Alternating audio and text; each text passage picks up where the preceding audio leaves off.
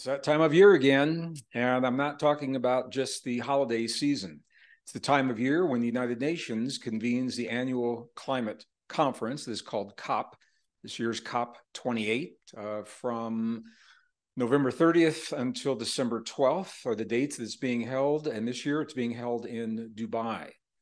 Let me just share with you a couple of the stated goals. There are others, but among the stated goals of this conference, number one, they want to fight against climate change. I think it's interesting how everything is positioned as a battle. You know, we've got our war on drugs, our war on poverty, and we've got a war on climate change. I want to talk about this in just a few minutes. They want, number two, to bring a significant reduction in CO2 emissions. This is predicated on the belief that carbon dioxide is bad for us, that it's bad for our planet. Science doesn't support that, and I'm going to talk to you about that as well in this video and where that information is coming from. Number three, phasing out of fossil fuels. You know, we all want to see new forms of energy, and I want to talk to you about this as well. We've had new forms of energy for over 70 years. If we were serious about climate, if we were serious about fossil fuels, we've had 70 years to bring those forms of energy online to revolutionize and free humankind from the shackles and the burdens of the industries that have held us under their thumb for so long. So I want to be really clear. I want to talk to you about that as well. And to limit the global temperature rise to 1.5 degrees Celsius from what is considered to be pre-industrial levels. I'm going to talk to you about this. The reason I wanted to share this with you is because this year's climate summit got off to a very unexpected start. It's being held, as I mentioned, in Dubai. The person that was chosen to head up this summit began with an opening keynote presentation and opening remarks that have shocked the world that is trying to fight against this climate battle, or fight this climate battle as it's being touted. I'm hesitating because I don't want to get too deep into the conversation before I share the information with you. So I want to read to you a single sentence from the opening remark. This is from Sultan Al-Jaber, is who it is that's heading this up. He is an engineer, so he is a scientist. Listen to what he says. Now, keep in mind, the last goal that I just shared is to limit the temperature rise to 1.5 degrees. Listen to what the keynote speaker is saying. This is a quote. Quote, "There is no science out there or no scenario out there that says the phase out of fossil fuels is what's going to achieve 1.5, end of quote." So what he's saying is that the changes that are being proposed to accommodate or to accomplish this 1.5 degree limit may not be worth the cost, the price that humankind is being asked to pay to accomplish this goal, when the science doesn't support that this goal is going to be accomplished by limiting those fossil fuels. Now, I want you to think about why this is important. This is the end of 2023. We're coming into an election year, 2024. Climate change is certainly a big part of the election dialogue, and there is all kinds of hysteria that is being touted across social media, the World Wide Web. Of course, we all remember Greta Thunberg and her very impassioned UN speech she made a few years ago. Alexandria Ocasio-Cortez, an elected United States official, saying that we've got 12 years till the end of the world. I received an email from a presidential candidate today, and I want to just share with you the first sentence of this email. I want you to hear, well, even the subject line. Here's the subject line: "Our leaders are burning the planet." That's the subject line. First sentence: "As we continue burning fossils and bringing our climate closer to apocalypse, the COP 28 climate conference is taking place in Dubai." Apocalypse. Now, I'm a scientist, I'm a geologist. I am probably much closer to the science of what's happening under our feet in our atmosphere than any of these people, with the exception of the leader of that climate conference, than any of our politicians. Our politicians, and I'm not going to say these are bad people. One of two things is happening. They either have not taken the time to explore and understand the issues that they are basing their policies upon, and that they're asking us to support them in the policy decisions upon.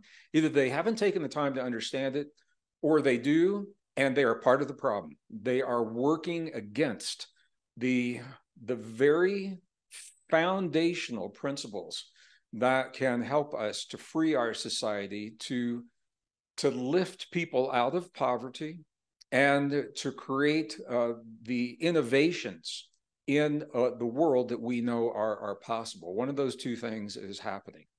So this is really, really interesting to me. We're being asked through the United Nations, the World Economic Forum, different branches of the World Economic Forum. You watch the political debates on both sides. I'm not taking sides on this because they're both doing exactly the same thing in the United States of America. Both the conservatives and the liberals, both red and blue.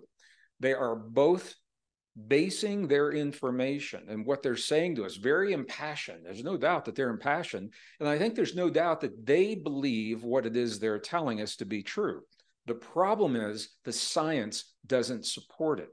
And we are on the verge of destroying a global economy and creating a tremendous amount of suffering in the demographics of people that have the least bandwidth to absorb the kind of changes that we're being asked to make. Now, I don't want to be, again, redundant, because I've addressed this in previous videos, and I'm going to reference those. But what I'd like to do, let me share with you, and I put a little visual presentation together. I'm going to do two things. Let me share with you where the information is coming from, what it's based upon that is driving this hysteria. And by the way, the hysteria is shredding our families, our communities, our society, and our nation. We're deeply divided over the misinformation and the disinformation that is being shared here. So I want to talk to you about where that information is coming from, number one. Number two, I wouldn't begin to assume that if you're seeing this, you have already seen everything I've already done. I know you're busy. It's a big world out there, and there's a lot of information to consume. So after I share with you where this information is coming from, number one. Number two, I will do a really brief encapsulation, a summary. Some of those previous videos that show, number one, the temperatures that we have right now are not the warmest the Earth has ever been. Number two, we don't have the highest CO2 levels that we've ever had. Number three, high CO2 levels and temperature are not necessarily related. That's a shocker to some people. I think that was number three. Number four, that high CO2 levels have actually been really good for our planet in the past, and that the goals that are being presented through the World Economic Forum, through the United Nations, if we were to achieve those goals, it's not a world you would want to live in. It's not a world I would want to live in. It's not a world that is conducive to life. So I will do that briefly as we go through this presentation as well. So let's jump into just the information. And what I'm finding is a lot of people in our genre are not aware of what I'm going to say to you. They don't have this information. They've never seen this information. They just hear the narrative repeated again and again and again. I did a video a couple of weeks ago on fifth generational warfare, 5Gen warfare. We're in 5Gen warfare right now. There's a battle for our planet. There's a battle for our nations. There's a battle for our humanness. And I've covered all of that in previous videos. Fifth generational warfare is the warfare that begins in the mind before anything kinetic ever begins. It begins in the mind. It begins in our beliefs. And it begins with an information war to soften the battlefield before the policies come in and before the laws are enacted. Because once that fifth generational warfare has exacted the damage that it is doing, and it is very effective, then it makes it much easier to push these policies. So when we hear our politicians, again, I'm not going to say these are bad people. They are the consequence of this fifth generational warfare. They are casualties of this fifth generational warfare because they have heard, and you have heard, the misinformation, the disinformation, the false cherry-picked data that leads us to a conclusion that simply is not true. And based upon those conclusions, you and I are being asked to change the way we live when it comes to fossil fuels. And if you think this is just about driving your car, I spoke with some young people recently and they said, well, you know, we can use electricity to run our cars. Over 6,000 items in our daily lives, 6,000 aspects of our daily lives are directly linked to fossil fuels. If we truly had something to replace those fossil fuels, that would be a different conversation. We have the potential for other forms of energy that have not been allowed in the public sector. And until that potential is realized, to do away with the fossil fuels is going to create tremendous suffering, tremendous hardships, economic hardships, agricultural hardships, certainly hardships in terms of industry that requires vast amounts of electricity that cannot be created, supported, stored, generated to the degree and in the quantities that we now have access to. So if we're going to do away with what we have, it'd be nice to have something already in place to fall back on. That is not the case right now. So let's jump into this. I want to show you the science, the false science, and scientists know it's false, and you're going to see that as well. Where is this information coming from? Why do some people believe we have 12 years left? Why do they believe that carbon dioxide levels are causing problems in our lives? I think you're going to be surprised at what you see here. So the question is, where does the UN get the information for the climate projections that our media, that our politicians, that our policymakers are basing their hysteria upon, or basing their impassioned speeches upon, and the platforms that they are running for public office upon? Where's that information come from? Well, they come from models that are made on computers, all right? If you're going to project what's happening in the future, you need a way to take information based upon the past and the present and to weave that into something that can reasonably tell you what you can expect to happen in the future. These are called computer models. Now, I'm probably closer to computer modeling than a lot of people because I did computer modeling when I was in college at Colorado State University. I worked in the remote sensing lab where we used thermal information, optical information, and historical information to build computer models of forests during the Cold War years, so that when our satellites were looking at similar forests, the same kinds of trees, the same elevation, same climate in Russia, for example, or in East Germany, if there were implements of war, if there were tanks or missiles that were hiding in those forests, they would show up as anomalies in the models. So I had the opportunity to work on modeling, certainly nothing anywhere near as sophisticated as what's happening now. So, but I do understand the modeling system. You have to build a mathematic model of the systems to have those projections. So climate models. When we look at the Earth, the way that climate scientists are building these models, if you look on your screen, there is the Earth, and the entire planet is divided into grids, cubic grid sections like you're seeing on your screen right now. And every one of those grids has a mathematic formula that represents what's happening in that grid, everything from the ocean and under the ocean to the surface of the ocean, to the humidity, to the temperatures, to the cloud cover, what's called solar radiance, all of those kinds of things. And there are many different models that have been built beginning in 1995. They're called CMIP or CMIP climate models. CMIP is an abbreviation for Coupled Model Intercomparison Project. So we're going to begin looking at charts based on CMIP. So you will see multiple climate models. So they're taking different parameters, and you'll see them all projected onto the same graph, and where it is that those parameters are leading us.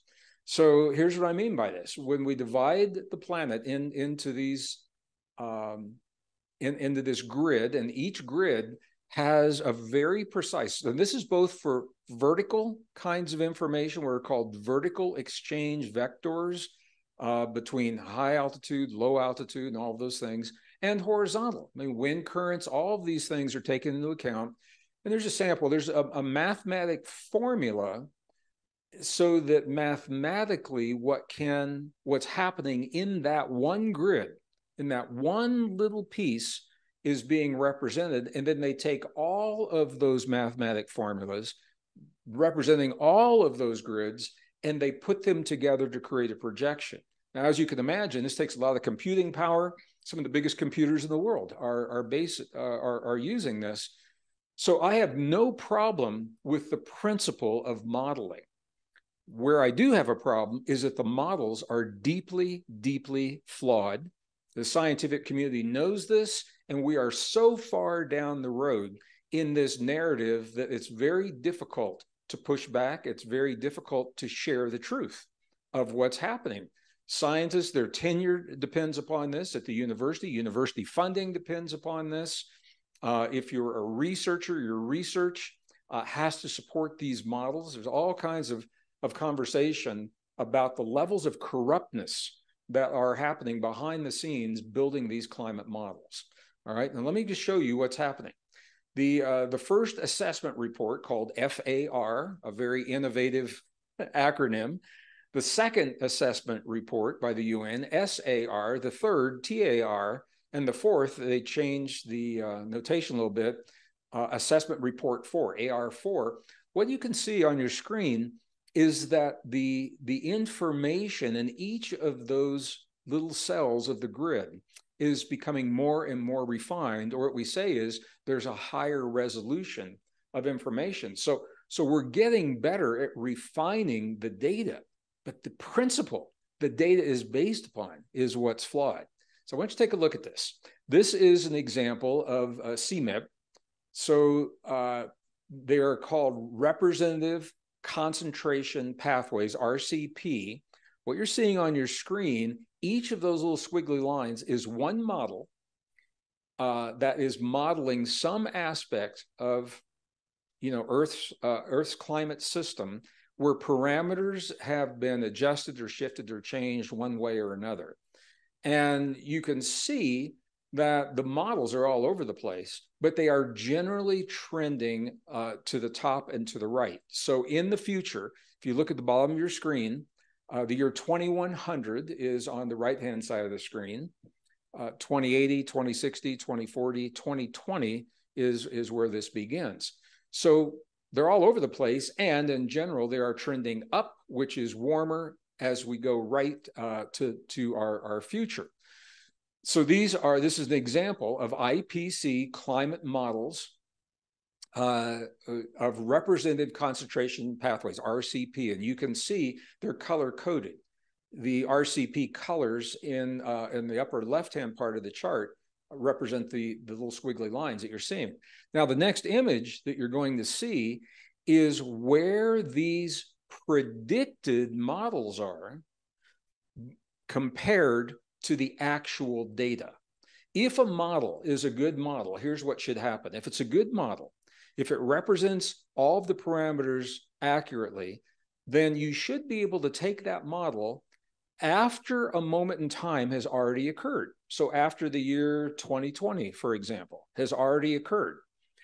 And you should be able to go back in, because now we know what the temperatures were, we know what the humidities were, we know what the reflective properties of the clouds were, temperatures in the ocean, we know. So we should be able to plug those in to the model. And the model, if it's a good model, it should tell us exactly what happened, because it's already happened. It should overlay it perfectly.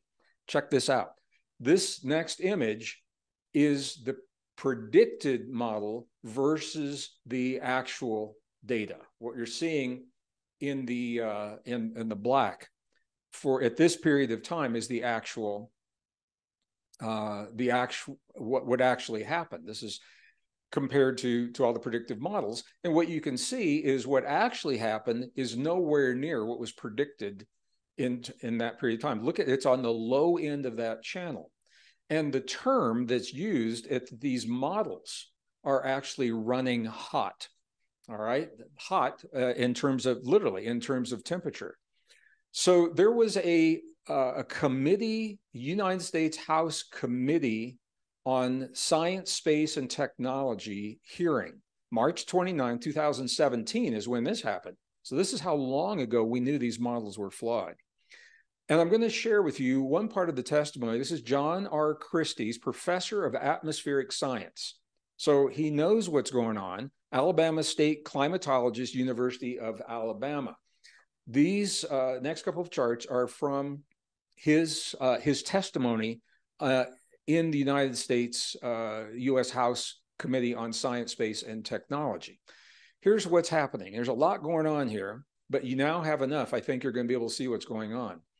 The upper part of this graph are the CMIPs. These are all of the climate models. You can see, again, they're all over the place, but they trend warm and into the future. The red line is the average. So they took the average of all of those models and said, okay, some models are high, some are low, but in general, what are they saying? They took that average of 102 of those models. And you can see that red line represents the average of the models. Now, below, what Dr. Christie did was he and his team took real-time data. They used balloons into the atmosphere to sample the atmosphere, to actually sample the atmosphere.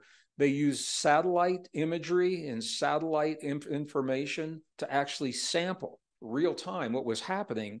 And when they plotted the real-time data against the predictions, this is what you're seeing on the screen.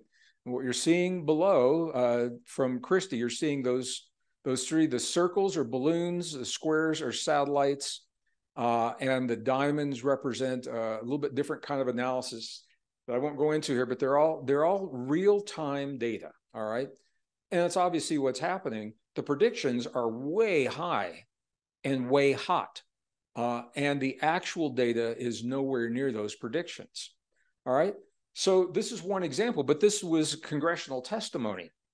There are other examples of this. Now, if this looks on your screen, if that looks too complicated, here was a simplified average that Christie did as part of that testimony. The red is the average of those 102. And then down below that, you're seeing the blue and the green, and I don't know if you call that a plum or purple or whatever it is. You can see the same thing. The real data is far below what the predictions were to be. Here's another image. This is also from Christie, from another part of the testimony. Look at what's happened. There's 68 models, CMIPs, that you're seeing from the year 1979 all the way up to 2020. And you can see they're all over the place, but they are all trending warm to the future. The black line that you're seeing, that heavy dark line, is the real-time data. Not only are those models running hot, but the real-time data is showing us that there's a cooling that's happening that the models don't account for. Now, why are we having the problems with the models? Well, what I'm going to say to you as a scientist, as someone who has experienced computer modeling in the past, again, it's not that the principle is bad. I believe we can model our atmosphere. The problem is, and the earth and the oceans, the problem is that this is a dynamic that is so poorly understood that the models are incomplete. The models can only represent what we understand about the earth and our relationship to the earth. And there is so much more. There are so many spheres that we all know. There's the atmosphere. Well, there is the hydrosphere, the oceans. There's the lithosphere. That is the land. There's the cryosphere. And there's an interplay between all of these different spheres that is so poorly understood that it cannot be modeled in a way that can even tell us what has happened after it's already happened. Yet, this is the information that you and I are being asked to use, to trust, to change the way we live, to destroy our economy, to destroy a global economy, to destroy jobs, to prevent nations from achieving in their experience the benefits that we have achieved in ours. It is because of fossil fuels that we have lifted ourselves out of tremendous poverty. We use energy 6,000 places in our lives every day. It's just not about driving cars. This isn't just about airplanes. And most people don't even think about how that energy is used. Number one, then the people I talk to that say, oh, well, we will replace that with solar and wind and batteries. I've got an entire video on this, and we'll put the link below. What I'll say right now is, first of all, the 17 rare earth minerals that are required for all of our technology, solar panels, batteries, windmills, computers, cell phones, all of that. They're all based upon 17 rare earth minerals, and they are just that. They are not common in the Earth's crust. They are in essentially 2 to 3 large deposits. 2 of those are in nations that aren't our best friends, in China and Russia. And they are finite deposits. They are toxic to mine. In the case of cobalt used for the batteries coming out of DRC, Democratic Republic of China. The mining is happening through unregulated child labor, little kids barefoot standing knee deep in the water in these earthen mines. They're actually holes in the ground, digging through the mud with their bare hands for the ore that they put into a little pouch they wear around their waist. Then they send that to the adults. The adults aren't down there in that muck, it's the kids. To the adults on top, the adults that take this, they clean it up, they send it to China. China refines it, makes it into the materials that we need, and they sell it to us for batteries for our electric vehicles so that we feel, this is the virtue signaling, we feel that we're doing something good for the environment. The fossil fuel imprint that is required to refine and mine those rare earth minerals offsets the benefit by magnitudes, number one. Number two, they're toxic materials. Number three, at the end of their life cycle, what we're finding right now, solar panels showing up and batteries showing up in the landfills, those toxic materials are now seeping into the groundwater, into agricultural water, into rivers and streams, and people's homes and people's drinking water. Now, can we do something about that? Absolutely. The point is, we're not right now. And even the silicon itself, a lot of people believe that silicon just grows in the ground and you make a computer chip out of it. It takes very high heat to create a silicon chip, higher heat than can be accomplished through a solar panel or through a windmill. This takes fossil fuels to do that. So what I'm saying is, what we're being told is a solution. And I love solar panels. I've got 19 solar panels running the building and the studio where I am right now, where it makes sense. Geographically, where it makes sense. I love the idea. And I love the idea of electric vehicles where it makes sense. It's not one size fits all. We cannot place the future well-being of a global population on finite resources that are toxic on the beginning of their life cycle, toxic on the back end of the life cycle. They're expensive, they're not reliable, and they're not going to hold up through the climate changes that we're seeing right now. So I'm saying that because we're being asked to make those changes based on models like you're seeing on the screen right now that are it's not like they're off a little bit. They're predicting the apocalypse that I received through my email that AOC and Greta Thunberg are talking about. Those people are basing their passion upon the information of people they trust. That information, you know, I used to say it was misinformation, disinformation, but now that we know it's true and we're still propagating information, you've got to call it a lie. This is a lie. It is a climate lie. All right. So let me tell you what Christie said in the paper regarding his findings at the House committee meeting. or hearings, he said, quote, "The consensus of the models fails the test to match the real world observations by a significant margin." Okay, that's what we just said. The actual data fails to match what was predicted, and it's not by just a little bit. He goes on to say, as such, because this is happening, the average of the models is considered to be untruthful in representing the recent decades of climate variation and change, and thus would be inappropriate for use in predicting future changes in the climate or for related policy decisions. Now let that sink in.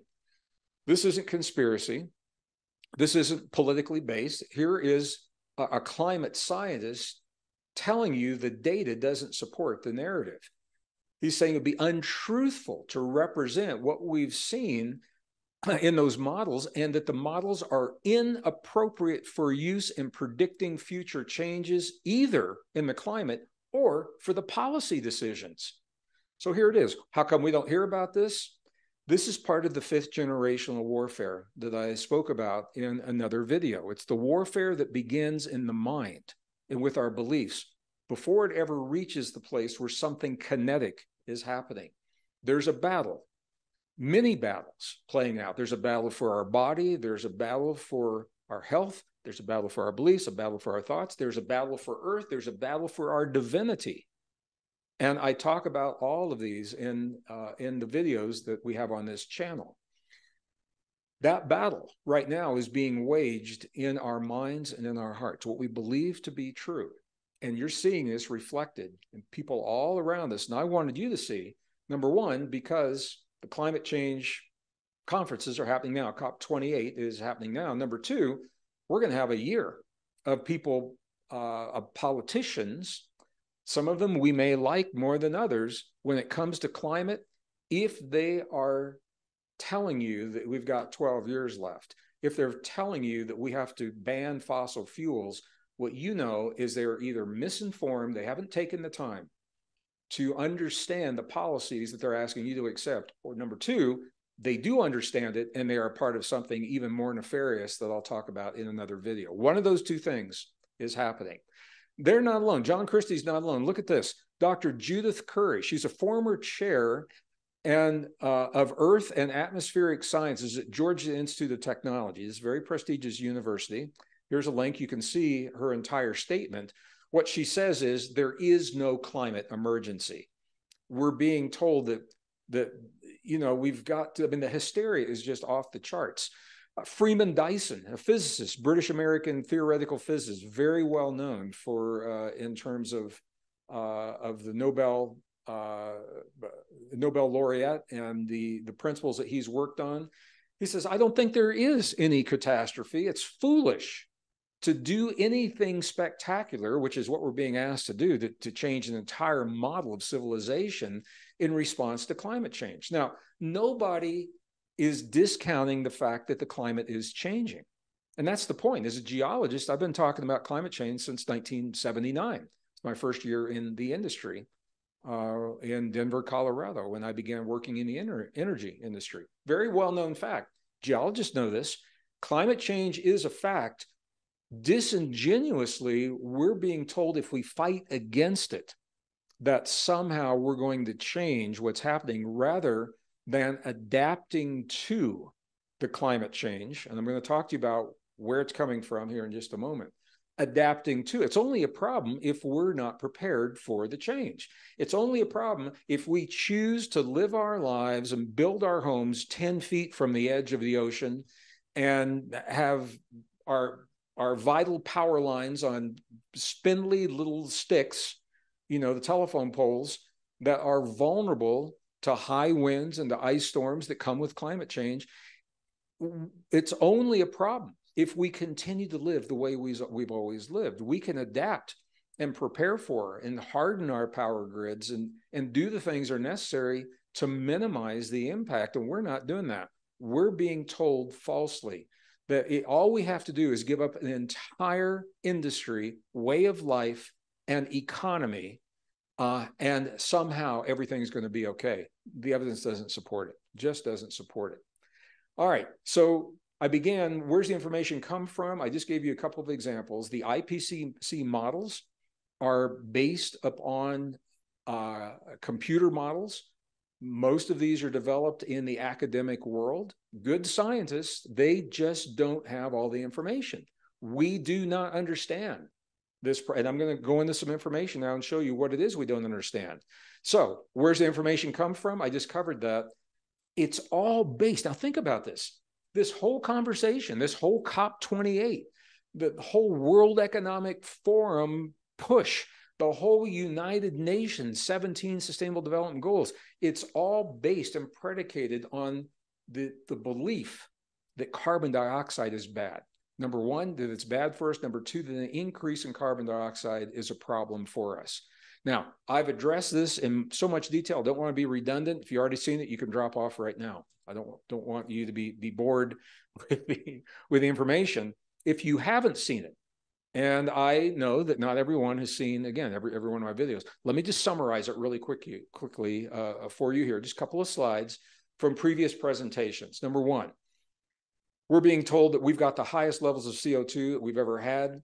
The fossil records, the ice core records simply don't support that. And what you're seeing is an example of that right here. On the right-hand side of your screen is present day. Left-hand side of your screen is going back 400 million years. The black line is the CO2 levels. The red line is the 2021 CO2 level. This is what they're using as a baseline, about 417 parts per million. So look at how much time in Earth's past we have been over for 417 parts per million. Arguably, most of the last 400 million years, we've been over where we are right now. We've been over that. Humans only emerged where you see that green line. I'm using a red arrow to point to the green line. That's where humans emerged. I'm going to do this another way. These are from the ice cores in Antarctica. This is temperature versus CO2. Red's temperature, blue is CO2. And again, present is on the right-hand side. All right. That green line is when humankind emerged about 200,000 years ago. Scientists are in total agreement with that date. Yes, anatomically modern humans emerged 200,000 years ago.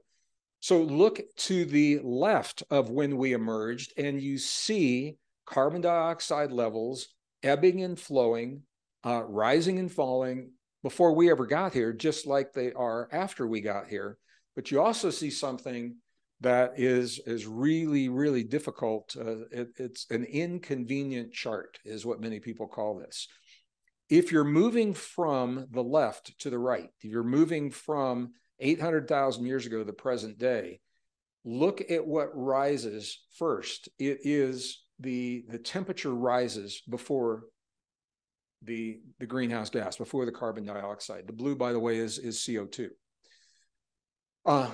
That's a problem because we're being told it's the rise in CO2 that drives the temperature up. Well, here you're seeing the temperature rise before that CO2 ever rises.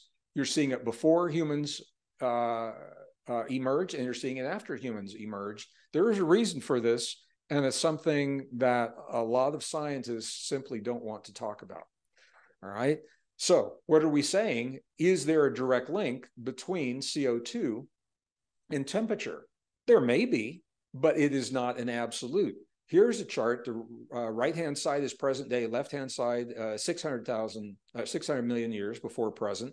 The black line is the CO2. The blue is the average temperature. And look at what's happening.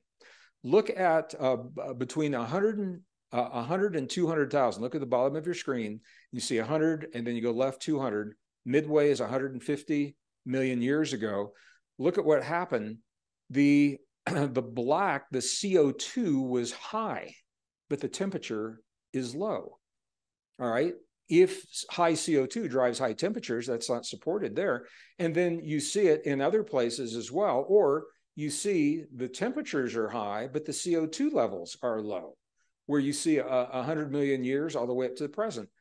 Look at where the CO2 levels are. Look at that black line.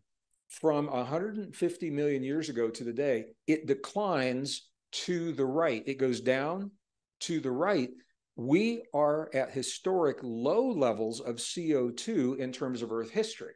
Now, Are we higher than we were 10 years ago? Yes. Are we higher than we were 20 years ago? Yes, we are. Is that a bad thing? Well, if we go back and look at history, it doesn't look to be a bad thing, because Earth not only survived, Earth thrived. I'm going to show you that in those high levels of CO2. But again, what you're seeing here is that the CO2 levels that we have today, even though they're higher than they were 10 years, 20 years ago, they are nowhere near. We are on the low end of where carbon dioxide is historically on our planet. Now, what is driving the CO2? Here's a mind blower. I did an entire presentation on this. Check the link below in the comment section, and you can see the entire video. I've got it up here, absolutely no charge. Scientists have recently discovered there are processes underneath our feet, between the core and the mantle and the crust of the planet, that are driving climate change. All right, that does not fit the narrative. It's not what our presidential candidates want to talk about. It's not what high tech wants you to know. It's not what the World Economic Forum wants you to know. It's not what the United Nations wants you to know. It's what's happening. All right. And I do an entire video in much detail. I'm just going to highlight right now. The bottom line is that there are changes in the core that are driving changes in the mantle. The mantle is a hot, molten material. There are places where it is being forced into the crust, as it does on a cyclic basis, about every 13,000 years, 12 to 13,000 years. And there are reasons for that. As that warm magma is coming up near the surface under the crust, it is, and here's a beautiful model. What you're seeing right now on the right-hand side, these are called mantle plumes. These are computer models. They're computer imaging, modeling where this magma is coming from the mantle in a couple of places on Earth, and then it spreads and it's warming the Earth, it's warming the oceans. There it is right there. So what you see is it is happening under the Pacific Ocean, and it's happening under parts of Africa and into the Middle East. You would expect to see increased seismic activity where these things are happening, and that's exactly what you're seeing. Syria, Turkey, Pakistan, India, but you're also seeing it in the Pacific Ring of Fire. You're seeing it in the islands, all right, in the Pacific.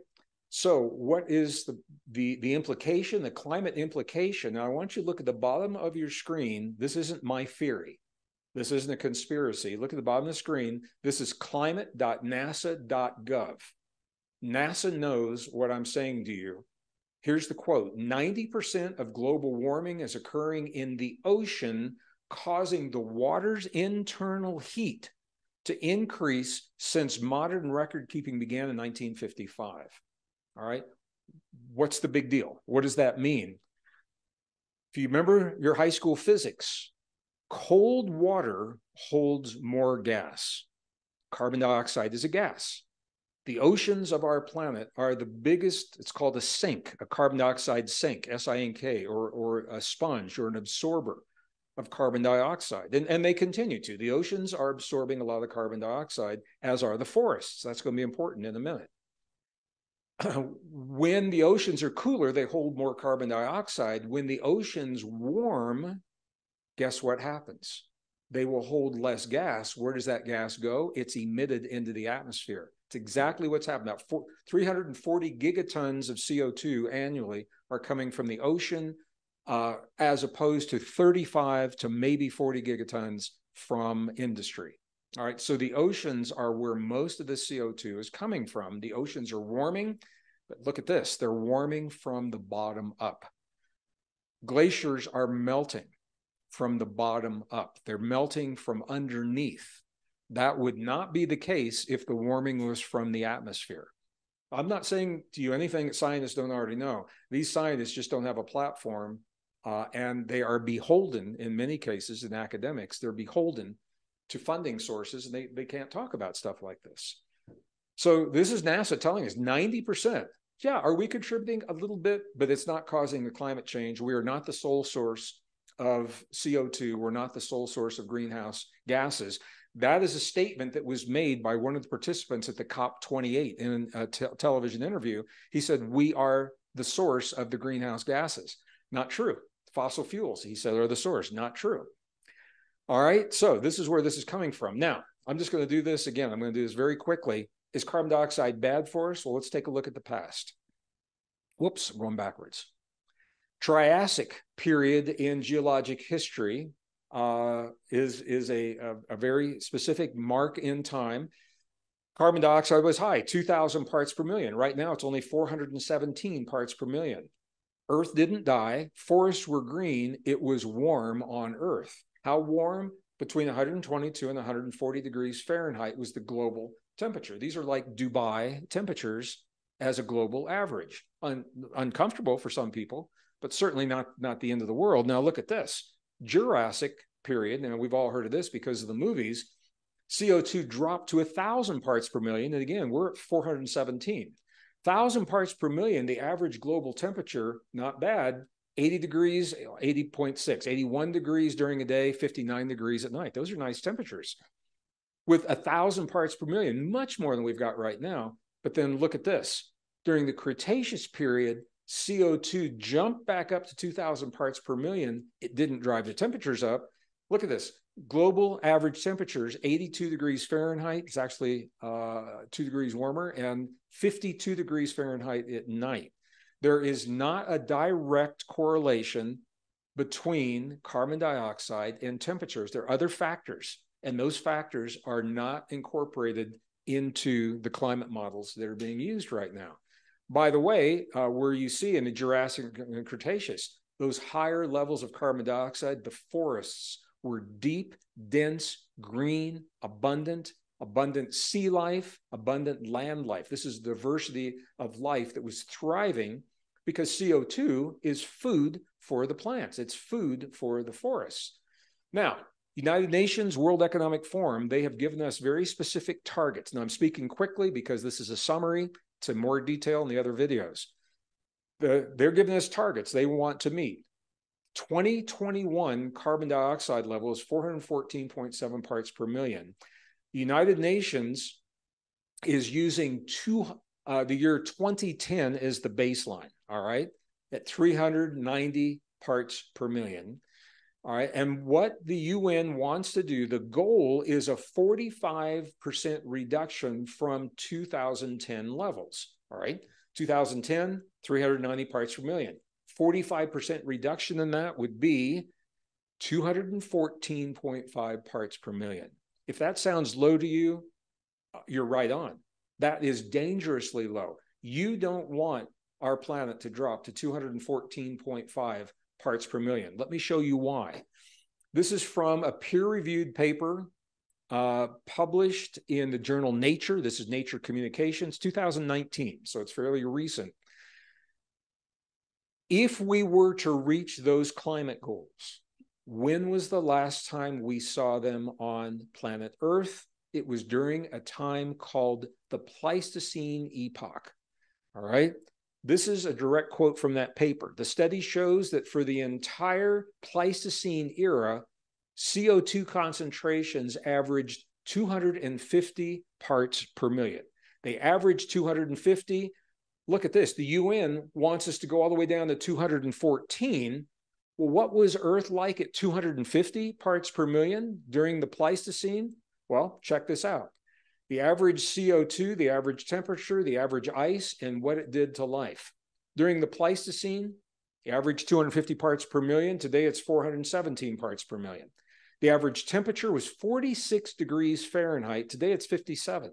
So the average global temperature would cool by 11 degrees. The ice coverage, this is a big deal for agriculture, for when we plant, when we harvest, when seasons begin, when seasons end, when the rain happens, when the rain stops, when the snows come, when the snows stop. The ice coverage during the Pleistocene, look at this, 8% of the Earth and 25% of all the land were covered in ice, primarily Northern Europe, North America, certainly up through Canada. Today, we're nowhere near that. Only 3% of the Earth and only 11% of the land is covered in ice. Do you want to go back where the global temperature is 46 degrees average, where 25% of our land is covered in ice? And look at this. During the Pleistocene, there was a loss of forests. Forests died because the food for the forest, the CO2, was low, and the ice covered the forest. The forest couldn't live under the ice. There was an extinction of large mammals. At least 32 species died over the course of a couple of thousand years. What's NASA saying right now, in the little bit of warming that we've had, the little warming and the little bump in CO2 that we've had in the last 20 years, NASA says Earth is now greener now than it was 20 years ago. Earth's forests are thriving. And this is important because the forests are absorbing excess carbon dioxide that is produced through volcanoes, through natural events, as well as through human industry. We need those forests. If we go back to 46 degrees Fahrenheit, average temperature, 25% of the landmass covered in ice, we lose forests, we lose the ability to absorb that CO2. I'm not even talking about the sun and the solar minimum. I'm not even talking about the Milankovitch cycles that play into this, all contributing to these shifts in the climate. So if we were to meet those UN, United Nations, World Economic Forum goals, we would see an Earth like we have not seen since the Pleistocene. So now you got to ask the question, who benefits from that? Who benefits from a planet that has less forest, is colder, has fewer forms of life, and it's going to impact human life, human migration? We're going to lose people. Who benefits from a lower human population and a lower animal population, a colder climate with fewer forests? The answer to that question is beyond the scope of what I can do. Well, in this, I wanted this to be concise. I wanted you to see where the UN data is coming from, but I'll give you the answer in a nutshell. It's not us. This isn't good for us. We don't benefit from this. And you have to ask yourself, who does? That is the conversation for an entire video. The climate hysteria that we're seeing right now, who benefits from that? The well-intentioned people that are perpetuating what we now have to call lies. We have to call them lies because the data is there. The scientific community knows that the models are running hot, and yet they are still attempting to collapse an entire industry based on fossil fuels that are arguably contributing to higher levels of CO2. If you think that's a problem, then you have to ask, why have we not brought forward the technologies that we've had for over 70 years that the industries today simply don't want on the market because they can't compete with it? There's an economic principle going on here. This also ties into what is being called disclosure. You know, disclosure, we've talked about in other videos, a lot of people are talking about the disclosure of our relationship to life beyond this world. If we have vehicles that have come from somewhere else, either another planet or in a future time, that are traveling back in time, if we have that, and we're being told we do, and if we have the beings inside those vehicles, and we're being told that we do, then we also have to have something else. Those vehicles didn't get here on a Ford V8 internal combustion engine. They didn't get here on what was powering your dad's Chevy Camaro, you know, those eight cylinders. They are moving on a form of energy that not only is a form of propulsion, but is a source of energy that could revolutionize our planet. Not just revolutionize, but free humankind from the bondage and the shackles of the tyranny that has come from a finite source of energy that we've been using for 150 years. All right. If we want to phase out those fossil fuels, if we really want that, and I'm not sure that we do, I think we can keep those fossil fuels and incorporate the new forms of energy as well, and have them very harmoniously giving us options, because one size can't fit all. One size can't fit all on a planet as geographically as diverse, as climatologically as diverse, as ethnically as diverse. We have different needs, different dreams, different goals, different desires, different ways of living, and there's room for all of it without the hysteria of frightening people and keeping people in fear. So once again, we have to ask ourselves the question, the choices we're making, Are we making the choices based on the love of what we know is possible in our lives, or have we succumbed to the fear of what happens if we don't make those choices?